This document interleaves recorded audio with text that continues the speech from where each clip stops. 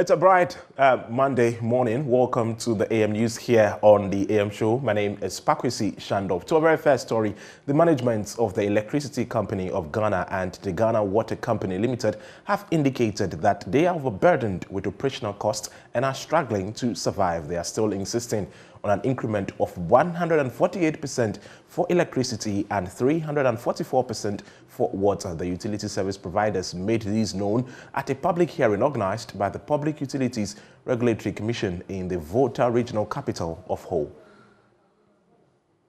The Ghana Water Company Limited and the Electricity Company of Ghana presented a multi-year major tariff proposal to the Public Utility Regulatory Commission, proposing a 344% and 148% tariff increment respectively. Because of this, the PURC embarked on a public hearing to provide a common platform for the utility providers to engage the public and explain the reasons for the proposed tariff increment. Speaking at one of such public hearings in Ho, the General Manager of the Regulatory Management Unit of the Electricity Company of Ghana, Sylvia Noshi, indicated the proposed increment was informed by inflation and an increase in exchange rates. If you consider the impact of the macroeconomic variables, what it means is that our inadequate distribution service charge has now diminished, it has dwindled, it has eroded, it has shrunk. In fact, you can help me with the words. It has shrunk considerably. And this has impacted on ECG's operation. Now, the prevailing tariff as it stands now does not meet the cost of distribution business. And so this is why we are proposing this time round for a full cost recovery tariff. In our tariff proposal, it is only on the DSC1, which we are saying has increased by 148. And I would say that currently ECG is a struggling distribution company that requires urgent support. She added that her outfit is also proposing a street light tariff to raise revenue to defray expenses on street lights. In other places like Accra, you have people erecting street lights every now and then. And so it means that as a utility, for us to account for our energy sales, which if we don't would translate into system loss for us, we need to continuously or regularly go to the field to account for the street lights which are in place.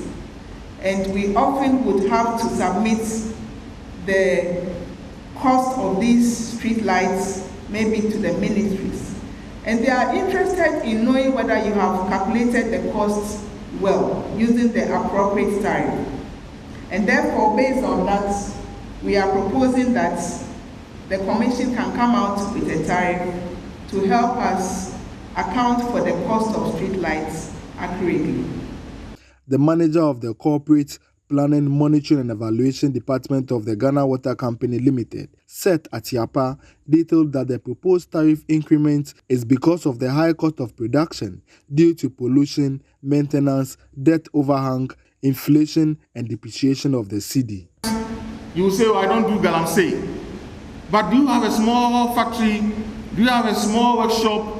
What do you push into the water bodies? Your homes. When we finish all our things, where do you throw the water away?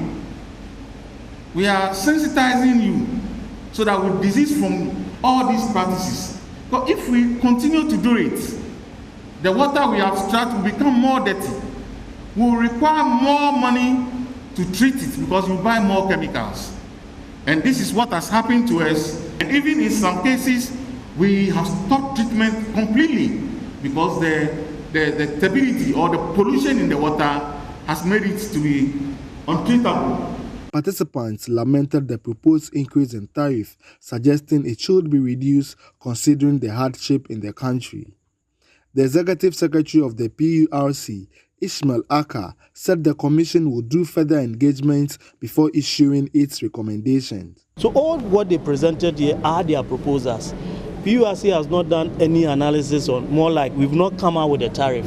After everything, PURC has the mandate to announce it. So we will look at the numbers and come out with a tariff. And when we come out, every quarter, we look at macroeconomic factors, especially exchange rate, inflation, and the cost of fuel. Then we can do some minor adjustment to the figures. By 14th June, we should complete all engagement. Then, as I'm talking to you, we also have another team, a technical team. Those people are running the numbers to see how much it will be. After we get the numbers, then we also engage policymakers. So we engage the leadership of Parliament, economic management team, and others, the Minister of Energy, Minister of Finance, because some of these things, including government on land loans, these are loans government gave to, for instance, Ghana Water. We don't have power over such money. So what is maybe the Minister of Finance directive on that? So we do that from 14th.